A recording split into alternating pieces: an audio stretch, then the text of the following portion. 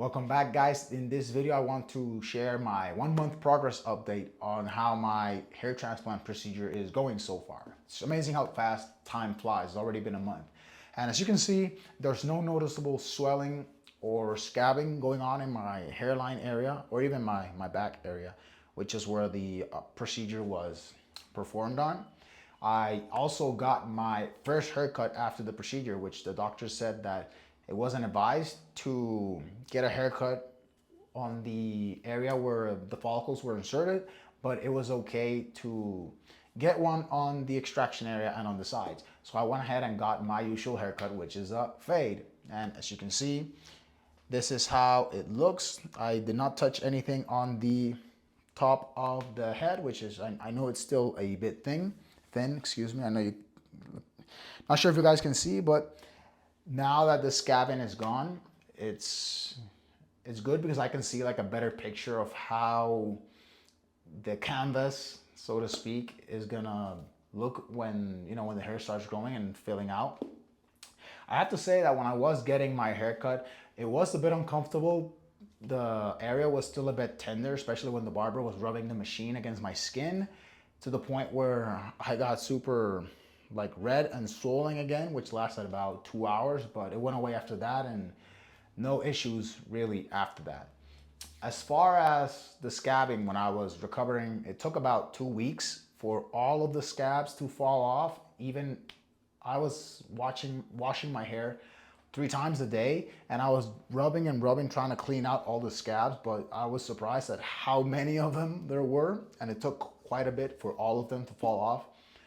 But once that happened, it actually, because when I had the scabs, it felt like I had like a block, like a something like glued on my hairline or anywhere else where there was scabbing. But after they finally fell off, I felt like my head was light again, so to speak. It's a weird feeling, but that's kind of like what it felt like. Like I had a strip of tape attached to my hairline. Additionally, one thing that I did after the scabs fell off was to do a PRP therapy session on my scalp. Just, more injections, feeding plasma into the scalp area where the procedure was done to help with the recovery and just to promote growth in that area. I've never done that before. It was the first time I actually done that procedure, which was pretty interesting and wasn't really that painful. I was expecting it to be, again, a lot of prickling, but it was way lighter. Probably after going through the transplant itself, this felt like nothing. It was about 10 minutes long.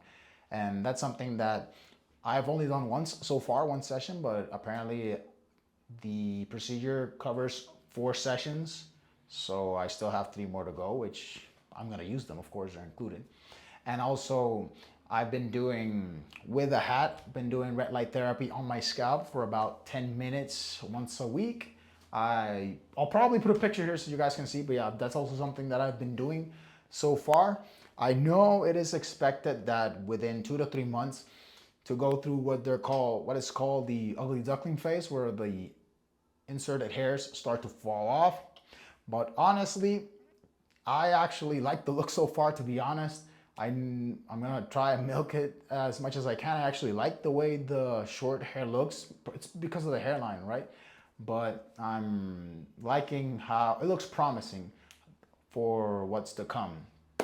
And also, I did mention in my last video, the original video that I made, that was a week after my procedure.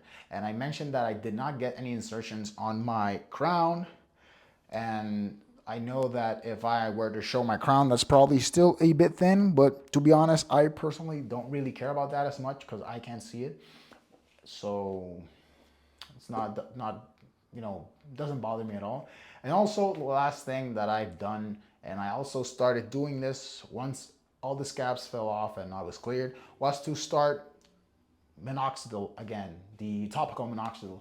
Been doing that now twice a day again. I'm leaving nothing to chance. I'm still not sure whether or not I'm going to try finasteride or dutasteride.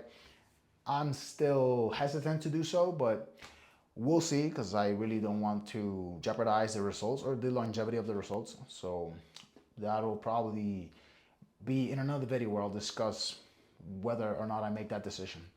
But I am back on the minoxidil, And like I said, along with the PRP sessions that I'll be doing and the red light therapy, and just overall taking good care of myself, everything seems to be going pretty well. I read there was a 5% chance that there's a 5% of people that actually don't go through the ugly duckling phase where all the hairs fall off. I'm betting on myself to be part of that 5%, so we'll see. But like I said, overall, I'm pretty happy with how it looks. It's promising, and it's really what I was expecting, because I just really mainly wanted to fix my hairline, which it seems like it did, especially once it grows out. I know that it looks like I'll be happy with the results. So that's the 1 month update so far. It's all about just playing the waiting game now, just to see how it looks, just to go over the weak areas that I had. It was mainly reconstruction of my hairline and my temple area. So it's up to just a matter of time to see how the progress keeps going and how things turn out. But anyways, if you have not watched my first video as to what led me to the decision to get a hair transplant and just the experience with the procedure and how my hair was before the procedure, feel free to check that video out. I'm gonna put a card somewhere around here.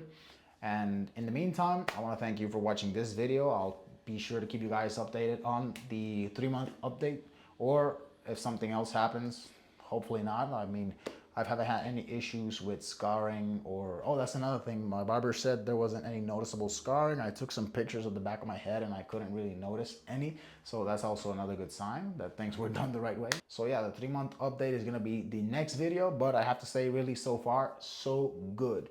But anyways, I wanna thank you for watching. Hope you found it insightful. Check out my previous video if you haven't. And as always, I will catch you on the next one.